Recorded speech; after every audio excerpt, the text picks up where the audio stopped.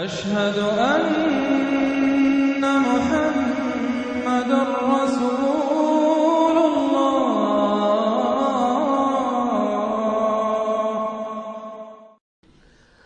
سورۃ الرحمن اور سورۃ الواقعہ یہ آخری جوڑا ہے۔ میں نے عرض کیا تھا شروع میں کہ یہ 7 سورتیں جو ہیں ان میں سے سورہ قاف منفرد ہے، سورہ زاریات، سورہ طور جوڑا ہے، سورۃ النجم، سورۃ القمر جوڑا ہے، سورۃ الرحمن، سورۃ الواقعہ یہ جوڑا ہے۔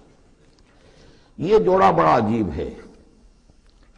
قرآن مجید کی یہ 2 صورتیں ایسی ہیں کہ نبوت، رسالت، وحی، ان تینوں کے ذکر سے بالکل خالی، ذکر ہی نہیں۔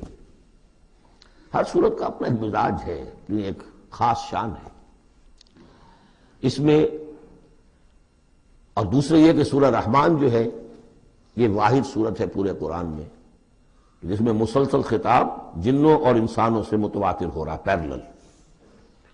جیسے تو یہ کہ یہ بات میں عرض کر چکا ہوں کہ جنوں میں کوئی نبی نہیں، ان میں روح نہیں ہے، روح آدم میں پھونکی گئی تھی، اور چونکہ ریسیپینٹ آف وحی از روح، تو ان کے ہاں وحی نہیں ہے، لہذا وہ بھی جو انسانوں میں رسول آئے ہیں انہی کی ہدایت کے پیرو رہے۔ ان میں سے جو اچھے لوگ ہیں، جو نیک لوگ ہیں، وہ ایمان لائے، جس کی ایک مثال ہمارے سامنے آ بھی چکی ہے۔ وہ جنات تھے، حضرت موسیٰ پر ایمان رکھنے والے تھے، تورات کے ماننے والے تھے، اور ان کا گزر ہوا، قرآن انہوں نے سنا، وہ ایمان لے آئے، اور پھر جا کر وہ اپنی قوم میں تبلیغ شروع کر دی۔ تو گویا کہ قرآن مجید میں جب یا ایھا الناس کہا جاتا ہے تو اگرچہ انسان مراد ہیں، لیکن یہ کہ انہی کے تابع خطاب جو ہے وہ جنات سے بھی ہے، لیکن اس صورت میں اس کو کھول دیا گیا۔ باقی یہ اسی پر قیاس کرتے ہوئے پورے قرآن کو سمجھیے کہ اس پورے قرآن کے مخاطب انسان بھی ہیں، جنات بھی ہیں، لیکن یہاں صرف یہ کہ اس کو ایک ایک قدم کے اوپر تثنیہ کا صیغہ، فَبِأَيِّ آلَاءِ رَبِّكُمَا تُكَذِّبَانِ فَبِأَيِّ آلَاءِ رَبِّكُمَا تُكَذِّبَانِ یا معشر الجن والانس، اے انسانوں اور اے جنات کی جماعتوں، جو کھل کر جو ہے صراحت کے ساتھ جو ہے انسانوں کے ساتھ جنات کا ذکر اور ان سے خطاب، تو صرف اس ایک صورت میں پورے قرآن مجید میں۔ ایک اور بات یہ ہے کہ اس میں 2 جنتوں کا تذکرہ ہے، اور سورہ واقعہ میں بھی ایسا ہی ہے۔ ان دونوں میں ترتیب عجیب ہے مضامین کے اعتبار سے، جس کو کہ آپ مرر امیج کہتے ہیں۔ آج کل مکان بہت سے بنتے ہیں ایسے کہ بالکل مرر امیج ہوتے ہیں کہ یوں لا کے ملا دیے تو ایک جیسے ہوں گے۔ ڈرائنگ روم جڑے ہوئے ہیں، پھر کوئی بیڈ روم ہے وہ ادھر ہے، پھر ادھر آخر میں پورچ ہے، وہی نقشہ ادھر ہے وہی نقشہ ادھر ہے، تو گویا کہ ہے مرر امیج۔ تو ان دونوں صورتوں میں مضامین جو ہے مرر امیج کے ساتھ ہے۔ سورہ رحمان میں قرآن مجید کی عظمت کا بیان اور اس کا جو حق ہے جو انسانوں کو ادا کرنا چاہیے اس کو مضمر کیا، اور عظمت قرآن کا بیان کیا۔ یہ شروع ہو رہی ہے صورت اس سے۔ سورہ واقعہ میں وہ آخر میں آئے گا قرآن کی عظمت کا بیان، اور جو لوگ کہ اس کا حق ادا نہیں کرتے ان کا انجام۔ پھر اس میں اس کے بعد جو ہے پہلے ذکر ہے اہل جہنم کا، اور اس کے بعد ہے 2 طرح کی جنتوں کا، 2 درجے ہیں اہل جنت کے، لیکن وہاں کیا ہے؟ پہلے تذکرہ ہے دو کامیاب گروہوں کا، اور پھر آخر میں تذکرہ ہے جہنمیوں کا۔ اس اعتبار سے اس میں مضامین کی بڑی گہری مناسبت بھی ہے، اور ایک مرر امیج کی ترتیب سے یہ عکسی ترتیب ان کے مضامین میں ہے۔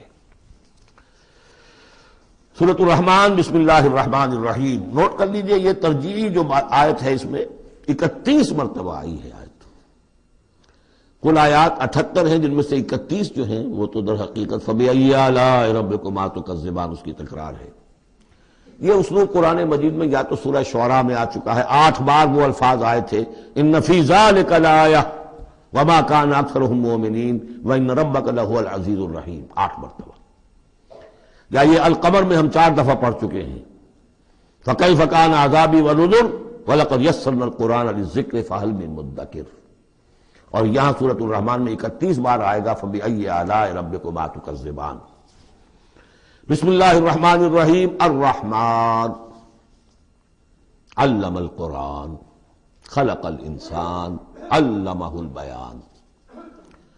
رحمان، اور یہ اللہ کا وہ نام ہے جو رحمت کے مادے سے لیکن خاص شان اس کی یہ ہے کہ جس میں ایک طوفانی کیفیت ہے اللہ کی رحمت، ٹھاٹھے مارتے ہوئے سمندر کی طرح۔ غضبان ہم پڑھ چکے ہیں 2 دفعہ، نہایت غضبناک، حضرت موسیٰ کے لیے لفظ آیا غضبان آصفہ۔ تو عرب کہے گا اگر بھوک سے مر رہا ہے انا جوعان، پیاس سے مر رہا ہے انا عطشان، تو رحمان کے وزن پر بہت مبالغہ ہوتا ہے، اور اس میں ایک شان ہوتی ہے جیسے کہ طوفانی شان، طوفان وہ بھی اسی میں ہے۔ الرحمن وہ ہستی کہ جس کی رحمت ٹھاٹھے مارتے سمندر کے مانند ہے۔ علم القرآن، اس نے قرآن سکھایا ہے۔ یعنی یہ کہ قرآن مجید کی عظمت کا تصور کرو، یہ اللہ کی رحمانیت کا مظہر عتم ہے، اس کی رحمت کی سب سے بڑی شان، اس کا مظہر عتم جو ہے وہ قرآن ہے۔ دوسری بات یہ، اللہ کے ناموں میں چوٹی کا نام رحمان ہے، بہت پسندیدہ، رحمت کی تو ضرورت ہر شخص کو ہے۔ حضور نے فرمایا میں بھی مستغنی نہیں۔ آپ نے ایک موقع پہ فرمایا کہ کوئی جنت میں صرف اپنے اعمال کی بنیاد پر نہیں جائے گا جب تک کہ رحمت خداوندی دستگیری نہ کرے۔ اور حضرت عائشہ سے ہے یہ روایت۔ حضرت عائشہ نے پوچھ لیا، ظاہر بات ہے میاں بیوی کے درمیان ایک بے تکلفی بھی ہوتی ہے کہ کیا حضور آپ بھی؟ آپ نے فرمایا ہاں میں بھی۔ الا ان یتغمدنی ربی برحمتہ، میں بھی جنت میں نہیں جا سکوں گا مگر اس صورت میں کہ میرا رب مجھے اپنی رحمت سے ڈھانپ لے۔ تو رحمان چوٹی کا نام ہے اللہ کے ناموں میں سے، اور جو علم اللہ نے دیا ہے انسان کو اس میں چوٹی کا علم قرآن ہے۔ ایک علم وہ ہے ریویلڈ نالج جس کی چوٹی یہ ہے، ایک علم ہے ایکوائرڈ نالج، رفتہ رفتہ انسان جا رہا ہے، لیکن سب سے اونچا علم، سب سے بڑا علم خلق الانسان، اسی نے انسان کو بنایا، اور اس کی کریشن کا کلائمیکس انسان ہے، تخلیق کی معراج انسان ہے۔ خلقتہ بیدی، ہم نے دونوں ہاتھوں سے بنایا ہے، جس میں عالم امر اور عالم خلق جمع ہو گئے۔ اس سے آگے علمہ البیان، جو صلاحیتیں انسان کو دی ہیں ان میں چوٹی کی صلاحیت جو ہے بیان ہے۔ انسان کو کہا گیا حیوان ناطق، نطق، قوت بیان۔ اور یہ بات ہمیں معلوم ہے کہ یہ جو انسان کا جو برین ہے، ظاہر بات ہے گوریلاز میں بھی ہے، چمپینزیز میں بھی ہے، اور بھی حیوانات کے اندر بھی ہے، گھوڑے کا بھی برین ہے، لیکن یہ برین جیسے جیسے رفتہ رفتہ لوئر اینیمل سے اوپر آپ آ کر دیکھتے ہیں، ہائیسٹ انسان کے اندر آ کر اس کا جو گرے میٹر ہے، وہ جو ہائیسٹ ایوالو فارم ہے، اس میں مختلف ایریاز ہیں۔ یہ ویژن کا ایریا ہے، آنکھ سے جو انفارمیشن جا رہی ہے وہ پھر ڈسائفر ہوتی ہے گرے میٹر کے اس پچھلے حصے کے اندر، ہیئرنگ ایریا ہے۔ لیکن سب سے بڑا رقبہ جو ہے وہ ہے اسپیچ سینٹر، اور اس کے 2 حصے ہیں، دوسرے کی بات سننا اور سمجھنا، پھر اپنی بات کہنا، یہ 2 ایسپیکٹس ہیں اس کے۔ تو اسپیچ سینٹر، اس میں دونوں چیزیں آ جائیں گی، کلام کا فہم اور پھر کلام کو دوسروں تک پہنچانا۔ تو علمہ البیان، اللہ نے صلاحیتیں تو اور بھی دی انسانوں کو بہت سی، آنکھ بھی دی، کان بھی دیا، لیکن یہ آنکھ اور کان تو حیوانات میں بھی ہے، بلکہ بعض حیوانات کی بصارت ہم سے کہیں زیادہ آگے ہے۔ بعض حیوانات وہ ہیں کہ جنہیں روشنی کی بھی ضرورت نہیں دیکھنے کے لیے، بغیر اندھیرے میں بھی دیکھتے، ہم تو اندھیرے میں نہیں دیکھ سکتے۔ اس طرح کان، گھوڑے کا کان جو ہے اس کے کان کھڑے ہو جاتے ہیں اینٹنا کی طرح سے، اگر کہیں سے آہٹ ہو، جب یہ اب تک گھوڑ سوار نے کچھ نہیں دیکھا تو نہ سنا ہے، جب ذرا سی آہٹ کہیں کی گھوڑے نے سن لی۔ اس حوالے سے باقی چیزیں جو ہیں ان میں تو یہ کہ علیحدہ علیحدہ گنا جائے گا تو صلاحیتیں باقی شاید انسان سے بہتر بھی دوسرے حیوانات میں ہیں۔ سونگنے کی صلاحیت کتے میں جتنی ہے ہمارے پاس تو 1/100 بھی نہیں ہے۔ حیوانات میں سونگنے کا ایریا جو ہے وہ بہت بڑا ہوتا ہے برین کے اندر، وہ سونگ کر چیزوں کو اندازہ کرتے ہیں کھانے کی ہے کہ نہیں ہے۔ لیکن انسان کے ہاں آ کر ہائیسٹ لیول آف برین میں یہ اسپیچ سینٹر ہے۔ اب یہ جو 4 آیتوں سے 3 جملے بنے، الرحمن آیت 1 ہو گئی لیکن جملہ تو نہیں بنا، الرحمن مبتدا ہے، علم القرآن خبر ہے، جملہ اب بنا، تو جملے 3 ہوئے، الرحمن علم القرآن خلق الانسان علمہ البیان۔ اس کو جو ریشو پروپورشن کا قاعدہ ہوتا تھا نسبت و تناسب کا حساب میں، ارتھمیٹک میں 3 ویلیوز دی گئی ہیں، چوتھی تلاش کرو۔ چوتھی ویلیو اس میں کیا ہے جو مضمر ہے، چھپی ہوئی ہے، انسان کو جو بہترین صلاحیت اللہ نے دی ہے قوت بیان، اس کا مصرف بھی ہونا چاہیے بہترین۔ اس کا بہترین مصرف یہ ہے کہ قرآن سمجھو اور سمجھاؤ، قرآن پڑھو اور پڑھاؤ۔ جیسے کہاوت ہے کہ توپ اس لیے نہیں بنتی کہ اس سے مکھیاں ماری جائیں، اسی طرح اتنی بڑی صلاحیت جو تمہیں اللہ نے دی ہے، اسی صلاحیت کو وکلاء استعمال کرتے ہیں، جو اچھا آرگو کر سکے اس کی فیس بڑھتی چلی جاتی۔ ڈیماگوگ کوئی لیڈر ہے، بڑی اچھی تقریر کر سکتا ہے، وہ مارنے پر جو ہے مجمع کو آمادہ کر دے گا، لوگوں کو آمادہ کر دے گا، وہ اپنی گردنیں کٹوا دیں گے، لیڈر بن جائے گا۔ تو یہ صلاحیت جو ہے اس لیے نہیں ہے کہ تو دنیا میں لیڈریاں اپنی بناؤ اس کے ذریعے سے، اس کا مصرف کیا ہے؟ قرآن سمجھو اور سمجھاؤ۔ یہ ہے بیان، اللہ کا بیان۔ اس بیان کو سمجھنا، پہلے تو اسپیچ سینٹر کا وہ حصہ جو ہے اس کو سمجھے، اور پھر اسپیچ سینٹر کا جو دوسرا جو حصہ ہے وہ اس کو بیان کرے۔ چنانچہ اس کو کھول کر بیان کر دیا محمد رسول اللہ صلی اللہ علیہ وسلم نے۔ حدیث ہے آپ کی جس کے راوی ہیں عثمان ابن عفان۔ دیکھیے نام کے اندر بھی وہ قافیہ مل رہا ہے، الرحمن علم القرآن خلق الانسان علمہ البیان عن عثمان ابن عفان۔ اب عفان کے بیٹے عثمان نے روایت کیا، حضور نے فرمایا خیرکم من تعلم القرآن وعلمہ، اور خیر یہاں پر سپرلیٹ کے سلسلے میں آ رہا ہے، تم میں بہترین لوگ وہ ہیں جو قرآن سیکھیں اور سکھائیں۔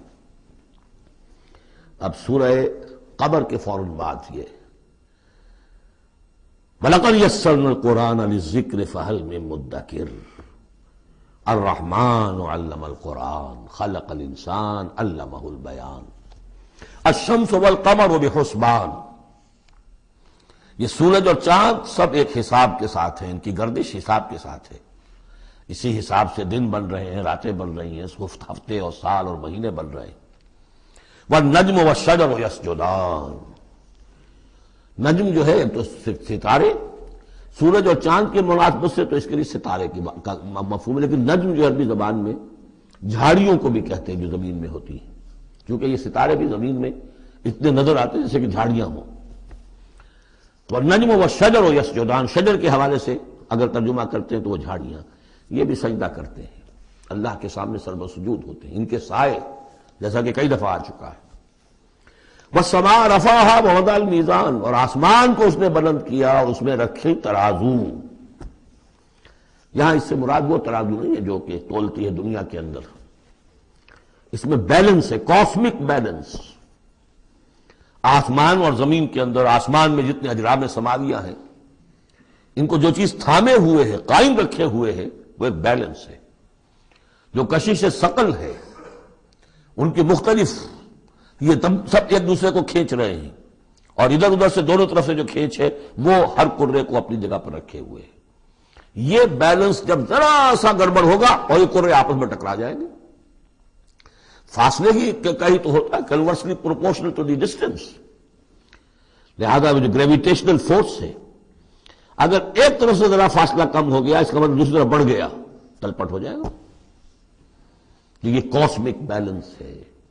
وَالسَّمَاءَ رَفَعَهَا وَوَضَعَ الْمِيزَانَ أَلَّا تَطْغَوْا فِي الْمِيزَانِ، دیکھو اس میزان میں، اس توازن میں، یہ جو بیلنس ہے یہاں کا، اس میں کوئی کمی بیشی نہ کرو، بد زیادتی کرو۔ وَأَقِيمُوا الْوَزْنَ بِالْقِسْطِ وَلَا تُخْسِرُوا الْمِيزَانَ، اور قائم رکھو وزن کو قسط کے ساتھ، عدل کے ساتھ، اور اس کے اندر کہیں کوئی کمی نہ کرو، نہ تطغوا نہ تخسروا، نہ کمی نہ زیادتی۔ کہیں فاصلہ بڑھ جائے گا تب بھی خرابی، کہیں فاصلہ کم ہو جائے گا تب بھی خرابی۔ وَالْأَرْضَ وَضَعَهَا لِلْأَنَامِ، الفاظ کی مناسبت سے بعض لوگوں نے سمجھا کہ ترازو ہی مراد ہے، تو ٹھیک ہے، اس میں کوئی حرج نہیں ہے اگر مراد لی جائے، لیکن ترتیب دیکھیے جس طرح یہ آ رہا ہے، الشمس والقمر بحسبان۔ اب اس کے حوالے سے یہ گویا کہ کاسموس کی بات ہو رہی ہے، اس کاسموس کی بات کے بعد نیچے اتر کے وَالْأَرْضَ وَضَعَهَا لِلْأَنَامِ، تدریجاً نیچے آ رہے ہیں، اور زمین کو ہم نے بنا دیا، رکھ دیا، لوگوں کے لیے پست کر دیا، ان کے قدموں میں بچھا دیا اپنی مخلوقات کے لیے، اور مخلوقات میں انسان بھی ہیں، جنات بھی ہیں۔ فیہا فاکہۃ، اس میں میوے ہیں، والنخل، اور کھجوریں ہیں، ذات الاکمام، جن پر کے غلاف چڑھے ہوتے ہیں، والحب ذو العصف، اور اناج ہے جس کے ساتھ بھس بھی ہوتا ہے، والریحان، اس کے دو ترجمے ہیں، ایک تو یہ کہ اور خوشبودار پھول بھی ہے، یا یہ کہ اور دوسری غذائیں بھی ہیں۔ فَبِأَيِّ آلَاءِ رَبِّكُمَا تُكَذِّبَانِ، عام طور پر جو ترجمہ ہے اس میں آلہ کا ترجمہ کیا گیا ہے نعمتیں، لیکن اصل میں یہاں نعمت قدرت، ان دونوں کو جمع کیجیے۔ کہیں وہ نعمت کا تذکرہ ہے، کہیں اللہ کی قدرت کا ذکر ہے، اس کی قدرت کی نشانیاں ہیں۔ فَبِأَيِّ آلَاءِ رَبِّكُمَا تُكَذِّبَانِ، تو تم اپنے رب کی کون کون سی نعمتوں اور قدرتوں کا انکار کرو گے۔ تکذبان صیغہ ہے تثنیہ کا، دونوں سے خطاب ہو رہا ہے، انسانوں سے اور جنوں سے، اور یہ بات آگے چل کر واضح ہو جائے گی۔ خلق الانسان من صلصال کالفخار، ہم نے بنایا انسان کو اس صلصال سے، اس سوکھی ہوئی خشک مٹی سے، وہ گارا سنا ہوا گورا، صلصال من حمئی مسنون، اور جب وہ اتنا سوکھ گیا کہ کھنکنے لگا، کالفخار، جیسے ٹھیکرا ہوتا ہے، اسے بنایا۔ وَخَلَقَ الْجَانَّ مِن مَّارِجٍ مِّن نَّارٍ، اور جنات کو ہم نے بنایا آگ کی لپٹ سے، جس کو کہ ہم اس سے پہلے پڑھ چکے ہیں سورہ ہجر میں، نار السموم، لو جیسی ہوتی ہے جس کے اندر کی آگ ہوتی ہے۔ تو ایسے ہی وہ جو فلیم ہوتا ہے، شعلہ، اس کا ایک حصہ تو ہے جو نظر آتا ہے، اور ایک حصہ وہ جو نظر نہیں آتا۔ وہ جو اوپر کا حصہ ہے وہ ہے جب سب سے زیادہ ہیٹ، ٹیمپریچر ہائیسٹ وہاں ہوتا ہے، وہ ہے مارج من نار۔ فَبِأَيِّ آلَاءِ رَبِّكُمَا تُكَذِّبَانِ، رب المشرقین و رب المغربین، وہ رب ہے مشرقوں کا بھی، دونوں مشرقوں کا اور دونوں مغربوں کا۔ یہ تسنیہ کی جو مناسبت سے یہاں پر مشرقین و مغربین کا، کہیں مشارق والمغارب ہے، رب المشارق والمغارب، کہیں مشرق و مغرب ہے، اور یہ سب ٹھیک ہے، مشرق و مغرب واحد کی حیثیت سے بھی درست ہے۔ اور مشرقین اور مغربین، اس وقت کا جو مشرق ہے جہاں سورج نکل رہا ہے، اس کے مقابلے میں مغرب ہے جہاں وہ ڈوبے گا، لیکن وہی مغرب وہ مشرق ہے دوسرے، ہمارا جو پیچھے جو حصہ گلوب کا اس کا مشرق ہے، اور جو ہمارا مشرق ہے وہ اس کا مغرب ہے۔ تو دو مشرق دو مغرب۔ پھر یہ کہ ہر نقطہ جو ہے زمین پر وہ مشرق بھی ہے مغرب بھی ہے، کسی نہ کسی وقت وہاں پر سورج جو ہے طلوع ہو رہا ہے، کبھی وہاں پر غروب ہو رہا ہے، تو مشارق والمغارب۔ لیکن یہاں پر تسنیہ کی مناسبت سے رب المشرقین و رب المغربین، دونوں مشرقوں کا رب مالک اور دونوں مغربوں کا۔ فَبِأَيِّ آلَاءِ رَبِّكُمَا تُكَذِّبَانِ، مَرَجَ الْبَحْرَيْنِ يَلْتَقِيَانِ، اس نے چلا دیے دو دریا جو آپس میں ملے ہوئے بھی ہیں، بینہما برزخ لا یبغیان، لیکن ان کے مابین ایک ایسا پردہ حائل ہے کہ وہ ایک دوسرے میں گھستے نہیں ہیں، داخل نہیں ہوتے، اپنی حد کے اندر رہتے ہیں۔ یہ ہیں گرم روئیں چلتی ہیں ٹھنڈے پانی کے سمندر میں، یا جیسے کہ کابل پر نظر آتا ہے دو دریا چل رہے ہیں، دریائے سندھ کا پانی علیحدہ نظر آ رہا ہے اور دریائے کابل کا علیحدہ نظر آ رہا ہے، اور یہ اٹک پر نظر آتا ہے، اور کافی دور تک پھر یہ علیحدہ علیحدہ چلتے نظر آتے ہیں۔ فَبِأَيِّ آلَاءِ رَبِّكُمَا تُكَذِّبَانِ يَخْرُجُ مِنْهُمَا اللُّؤْلُؤُ وَالْمَرْجَانُ، اور ان دونوں سے نکلتے ہیں موتی بھی اور مونگے بھی۔ فَبِأَيِّ آلَاءِ رَبِّكُمَا تُكَذِّبَانِ وَلَهُ الْجَوَارُ الْمُنشَآتُ فِي الْبَحْرِ كَالْأَعْلَامِ، اور اس کے لیے ہی ہیں، اللہ ہی کی ملکیت ہے وہ پہاڑ جیسے جہاز، جوار المنشآت، پھر جو اونچے کھڑے رہتے ہیں اور سمندر میں ایسے ہوتے ہیں جیسے پہاڑ۔ پچھلے زمانے میں بھی تو اگرچہ بادبانی ہوتے تھے، لیکن جب بادبان کھل جاتے تھے تو بڑی اونچی اونچی جو ہے بادبان ہوتے تھے ان کے، پہاڑ کی طرح، پہاڑی ہے چھوٹی چھوٹی۔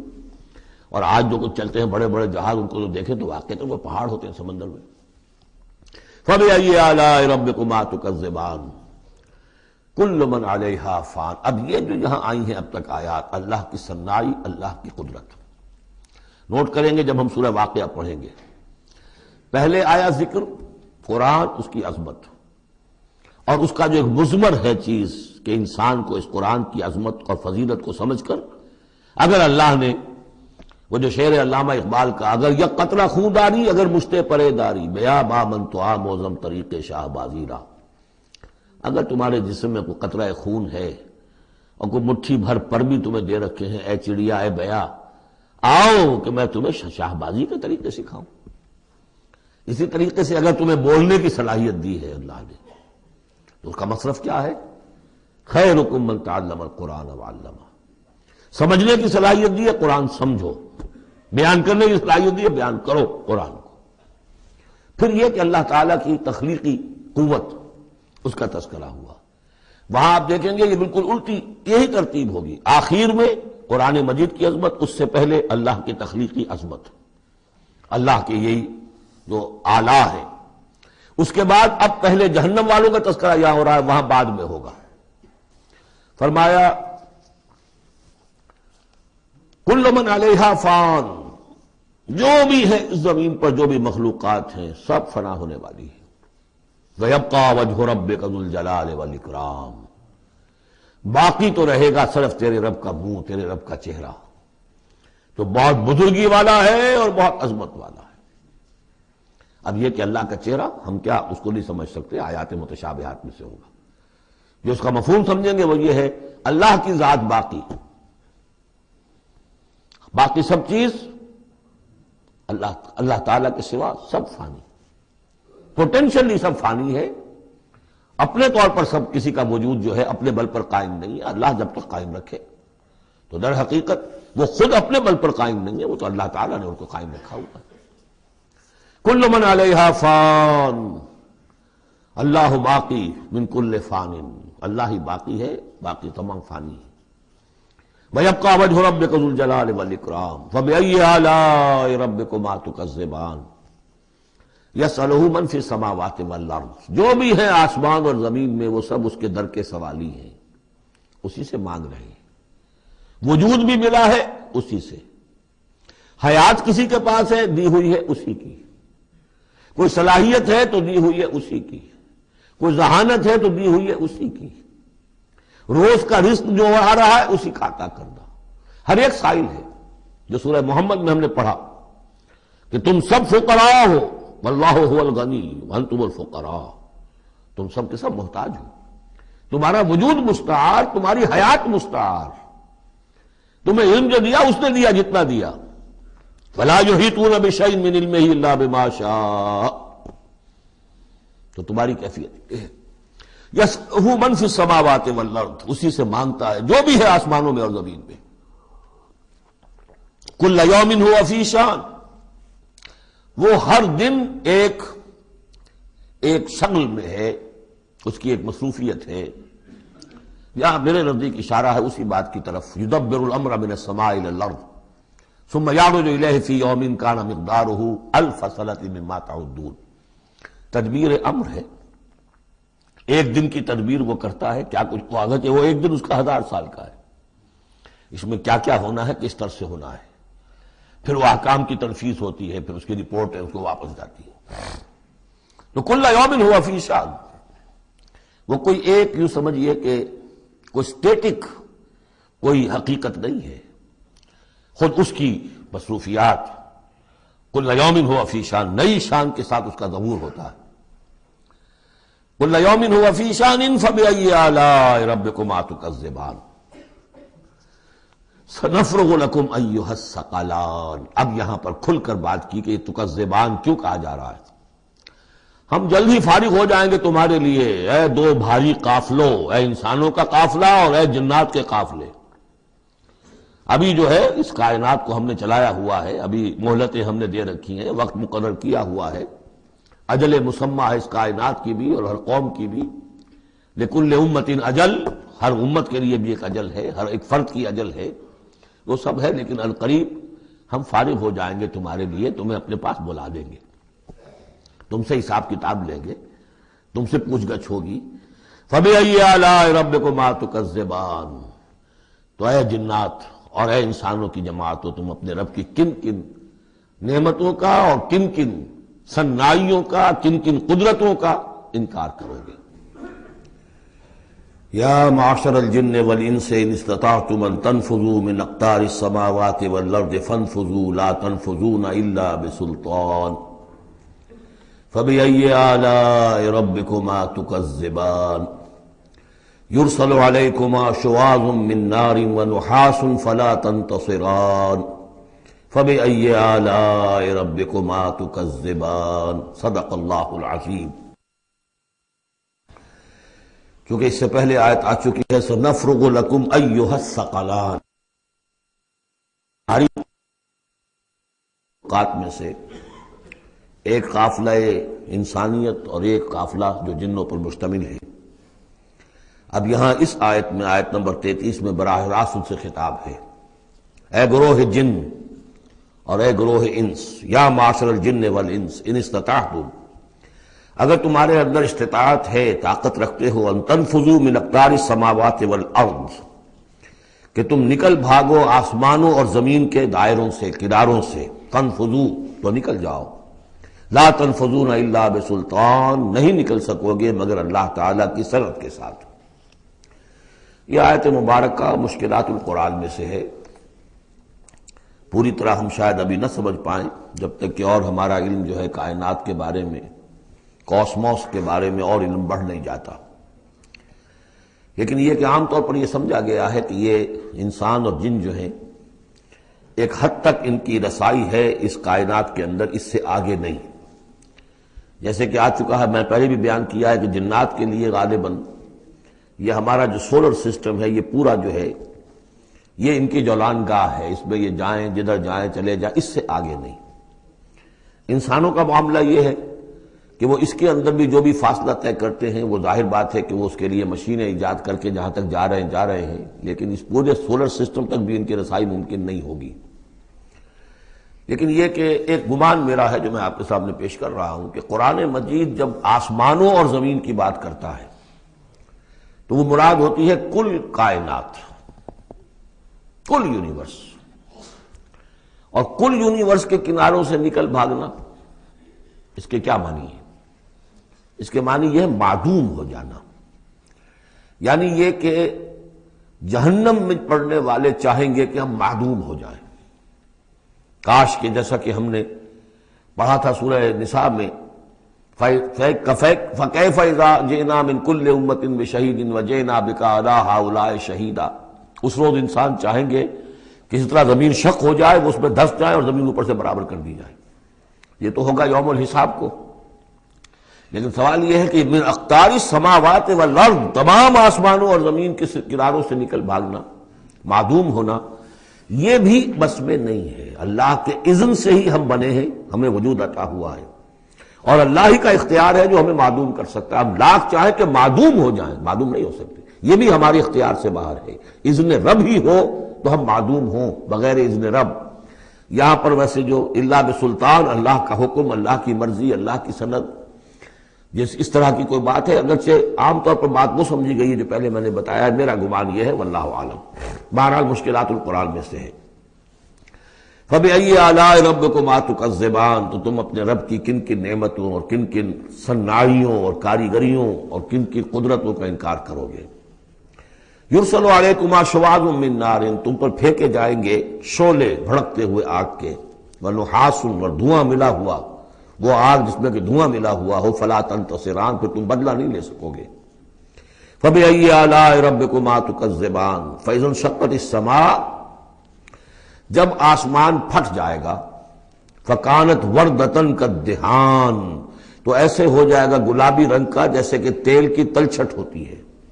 جب تیل کو صاف کیا جاتا ہے تو اس کے نیچے جو تلچھٹ رہ جاتی گلابی رنگ کی۔ فَبِأَيِّ آلَاءِ رَبِّكُمَا تُكَذِّبَانِ فَيَوْمَئِذٍ لَا يُسْأَلُ عَنْ ذَنبِهِ إِنسٌ وَلَا جَانٌ، تو اس روز کوئی پوچھنے کی ضرورت نہیں ہوگی ان کے گناہوں کے بارے میں، نہ انسانوں سے نہ جنوں سے۔ اللہ تعالیٰ پوچھے گا، حساب کتاب بھی ہوگا، لیکن یہ کہ اپنی جگہ پر ہر ایک کے چہرے پر لکھا ہوگا اس کا انجام۔ بل الانسان علی نفسہ بصیرہ، چنانچہ کئی جگہ قرآن مجید میں نقشہ کھینچا گیا ہے، میدان قیامت میں جب لوگ کھڑے ہوں گے، کچھ لوگوں کے چہرے تر و تازہ ہوں گے، کچھ لوگوں کے اوپر مردنی چھائی ہوئی ہوگی۔ جس کی مثال بہترین ہوتی ہے ہائی سکولز کے اندر، ہر سال جب ڈکلیئر کرتے ہیں امتحان، سالانہ امتحان کا نتیجہ، تو جب کھڑے ہوتے ہیں طالب علم سننے کے لیے، تو بعض لوگوں کے چہروں کے اوپر لکھا ہوتا ہے کہ یہ فیل ہونے، اس لیے کہ انہیں معلوم ہے لکھ کر کے آئے تھے ہم، اور بعض کے چہرے تر و تازہ ہوتے ہیں، انہیں اگر فکر ہوتی ہے تو اس کی کہ میں فرسٹ آتا ہوں یا نہیں آتا، بس اس کی تشویش ہو سکتی ہے۔ لیکن یہ کہ انہیں کوئی اندیشہ یہ نہیں ہوتا کہ وہ فیل ہو جائیں گے. تو فَيَوْمَئِذٍ لَا يُسْأَلُ عَنْ ذَنبِهِ انسٌ وَلَا جان، اس دن پوچھا جانا ضروری نہیں ہوگا کسی سے بھی، نہ جن سے نہ انس سے، ان کے گناہ کے بارے میں. فَبِأَيِّ آلَاءِ رَبِّكُمَا تُكَذِّبَانِ يُعْرَفُ الْمُجْرِمُونَ بِسِيمَاهُمْ، پہچان لیے جائیں گے مجرم اپنے چہروں سے، چہرے ان کے اترے ہوئے ہوں گے، انہیں تو معلوم ہوگا. یعرف المجرمون بسیماہم فیؤخذ بالنواصی والاقدام، پھر ان کو پکڑا جائے گا ان کی پیشانی کے بالوں سے اور پاؤں سے. یعنی ہر ایک کو کوئی فرشتہ جو ہے وہ ادھر سے اس کی پیشانی کے بال پکڑے گا اور ادھر سے اس کی ٹانگیں پکڑ کر ٹاس کرے گا اسے. فبأي آلاء ربكما تكذبان هذه جہنم التي يكذب بها المجرمون، جب پھینکا جائے گا اسے جہنم میں، یہ ہے وہ جہنم کہ جس کو جھٹلاتے رہے تھے وہ لوگ کہ جو جھٹلانے والے تھے. هذه جہنم التي يكذب بها المجرمون، جسے مجرم گناہگار جھٹلاتے رہے. یطوفون بینہا وبین حمیم آن، اب وہ چکر لگاتے رہیں گے، اس آگ سے نکلیں گے، پانی پینا چاہیں گے تو وہ پانی کھولتا ہوگا، حمیم آن، کھولتے پانی کے اور اس آگ کے درمیان. فَبِأَيِّ آلَاءِ رَبِّكُمَا تُكَذِّبَانِ، اب یہ تو اہل جہنم کا انجام ہے جو یہاں بیان ہو گیا. یہاں جنتیوں کے انجام سے پہلے ان کا بیان ہے. سورہ واقعہ میں پہلے جنتیوں کا بیان آئے گا اور پھر اہل جہنم کا بیان آئے گا، ترتیب عکسی. وَلِمَنْ خَافَ مَقَامَ رَبِّهِ جَنَّتَانِ، اور جو بھی اپنے رب کے حضور میں کھڑے ہونے سے ڈرتا رہا، لرزا اور ترسا رہا، اس کے لیے دو جنتیں ہیں. یہ دو جنتیں کیوں کہی گئی؟ اس کے لیے جو توجیہ میری سمجھ میں آئی ہے اس میں مجھے خاصا اطمینان ہے، انشراح ہے کہ جنتیں جو جنوں کے لیے ہوں گی وہ علیحدہ جنت ہے، انسانوں کے لیے علیحدہ ہے. ظاہر بات ہے دونوں کے احساسات جدا ہیں، دونوں کے ذوق جدا ہیں، دونوں کے مذاق جدا ہیں. لہذا ایک جنت ہے کہ جو انسانوں کے لیے ہے اور ایک جنت ہے کہ جو جنات کے لیے ہے. ایک ہی طرح کی چیزیں ان دونوں کے لیے پلیزنٹ اور ان دونوں کے لیے جو ہو سکتی ہیں مسرت اور سرور آمیز، وہ ایک طرح کی نہیں ہو سکتی، ان کے تقاضے مختلف ہوں گے. تو لمن خاف، جو ڈرنے والے ہیں ان کے لیے جنتیں فراہم کر دی اللہ نے. وہی تسلیہ کا صیغہ ہے چونکہ یہاں جنوں اور انسانوں سے خطاب ہو رہا ہے مسلسل. یہ جو جنتان ہوں گی یہ ابتدائی جنتیں جن کا ذکر یہاں ہو رہا ہے. اس کے بعد دو اور جنتیں ہوں گی. تو جنتیوں کے دو درجے ہیں، ان میں جنات بھی ہوں گے انسان بھی ہوں گے، تو چار ہو گئے. کمتر درجے کے جنتی انسان اور جن دو، اور برتر درجے کے جنتی انسان اور جن دو، تو دو اور دو چار. تو یہاں پر اس سورہ مبارکہ میں چار جنتوں کا ذکر ہے. پہلے یہ کمتر درجے کے جنتیوں کا ذکر ہو رہا ہے. وَلِمَنْ خَافَ مَقَامَ رَبِّهِ جَنَّتَانِ فَبِأَيِّ آلَاءِ رَبِّكُمَا تُكَذِّبَانِ ذَوَاتَا أَفْنَانٍ، اس کی بہت سی شاخیں ہوں گی اس جنت کی. فَبِأَيِّ آلَاءِ رَبِّكُمَا تُكَذِّبَانِ فِيهِمَا عَيْنَانِ تَجْرِيَانِ، ان دونوں میں چشمے ہیں. اب عینان، ایک ایک جنت میں ایک ایک چشمہ ہے جو بہہ رہا ہے. فَبِأَيِّ آلَاءِ رَبِّكُمَا تُكَذِّبَانِ، اپنے رب کی کون کون سی نعمتوں کو جھٹلاؤ گے. فِيهِمَا مِن كُلِّ فَاكِهَةٍ زَوْجَانِ، اور ان دونوں میں ہر طرح کے جو میوے ہیں ان کی دو دو قسمیں ہیں، جوڑے ہیں. فَبِأَيِّ آلَاءِ رَبِّكُمَا تُكَذِّبَانِ مُتَّكِئِينَ عَلَىٰ فُرُشٍ بَطَائِنُهَا مِن اسْتَبْرَقٍ وَجَنَى الْجَنَّتَيْنِ دَانٍ، اور وہ وہاں تکیہ لگائے ہوں گے، سہارا لگائے ہوں گے ایسے فرشوں پر کہ جن کے استر بنے ہوئے ہوں گے گاڑھے ریشم کے. استر ہوں گے گاڑھے ریشم کے، تو جو ان کا اصل جو اوپر کا حصہ ہوگا وہ کس شے کا ہوگا، گویا کہ وہ تمہارے تصور سے باہر ہے. وَجَنَى الْجَنَّتَيْنِ دَانٍ، اور دونوں جو باغ ہیں دونوں جنتوں کے، ان کے جو پھل ہیں میوے وہ جھک رہے ہوں گے نیچے کو ہوں گے تاکہ آرام سے جنتی جو ہے جو چاہے حاصل کر لے. فَبِأَيِّ آلَاءِ رَبِّكُمَا تُكَذِّبَانِ فِيهِنَّ قَاصِرَاتُ الطَّرْفِ، ان جنتوں میں ہوں گی وہ عورتیں کہ جن کے نگاہیں نیچے جھکی ہوئی ہوں گی. عورت کے اندر شرم اور حیا جو ہے اس کا خاص زیور ہے، یہ خود اس کے حسن کا ایک حصہ ہے. تو نگاہوں کا نیچا ہونا یہ اصل میں حیا اور شرم کی علامت ہے، نیچے نگاہ والی. لم یطمثن انس قبلہم ولا جان، ان کو چھوا نہیں ہوگا اس سے پہلے نہ کسی انسان نے نہ جن نے، ان سے پہلے.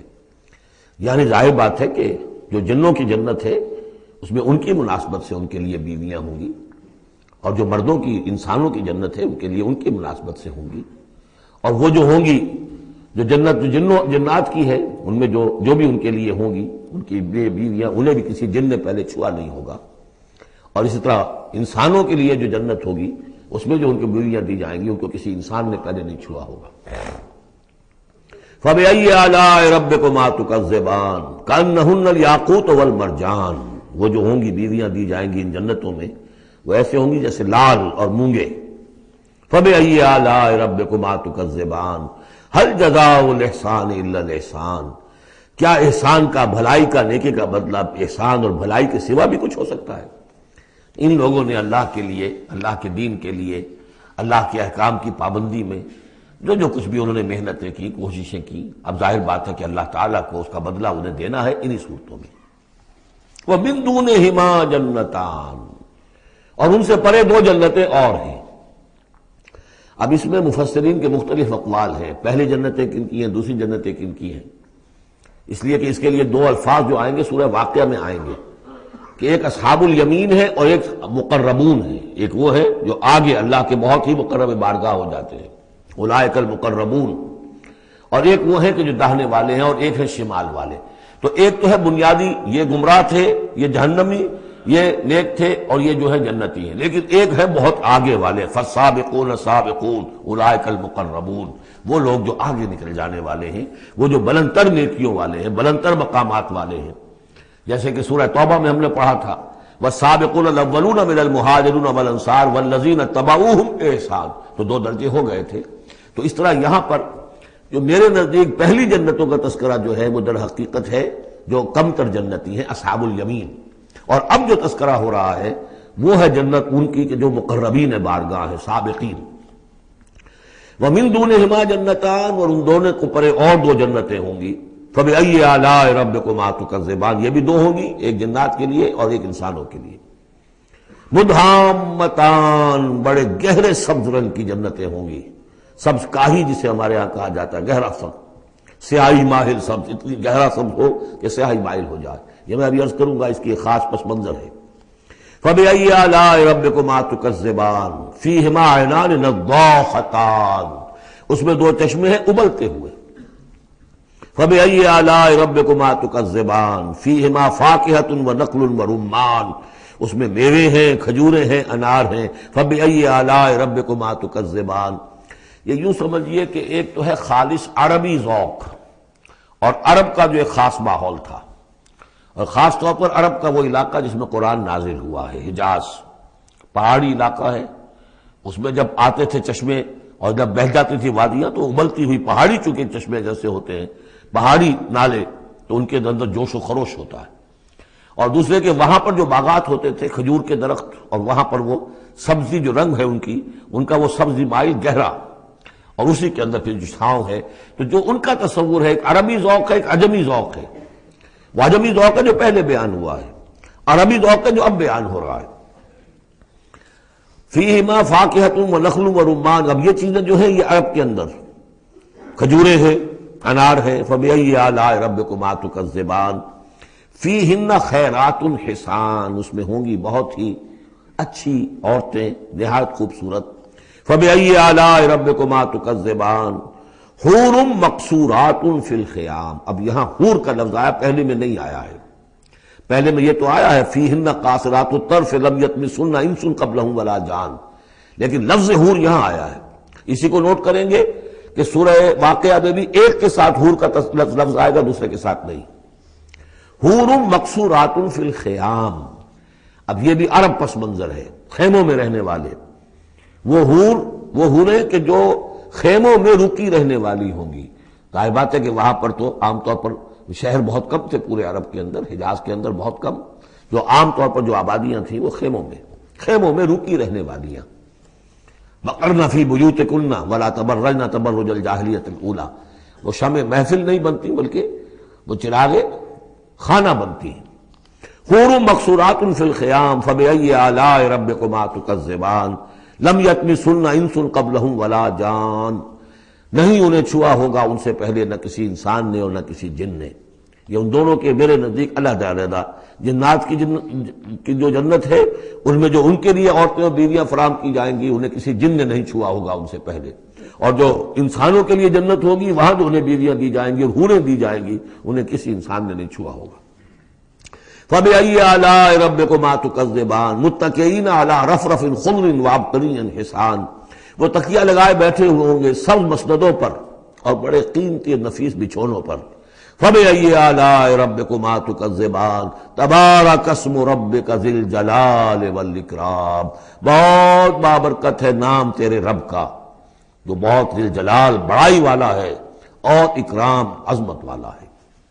اب اس میں آپ نے دیکھا نبی، رسول، کتاب، کسی کا کوئی تذکرہ نہیں، اللہ اور آخرت، جنت اور دوزخ، باقی اللہ کی کریٹو جو اس کی ایکٹیویٹی ہے، آیات آفاقیہ، آیات انفسیہ، تذکیر بآلاء اللہ، ان کا ذکر ہے۔ تو منفرد ہیں یہ صورتیں دونوں اس اعتبار سے، اور جوڑا ہونے کے وہ نسبت آپ کو بڑی نمایاں نظر آئے گی اس میں۔ وہ مضامین جو یہاں آئے ہیں ایک ترتیب سے، یہاں اس کی عکسی ترتیب سے۔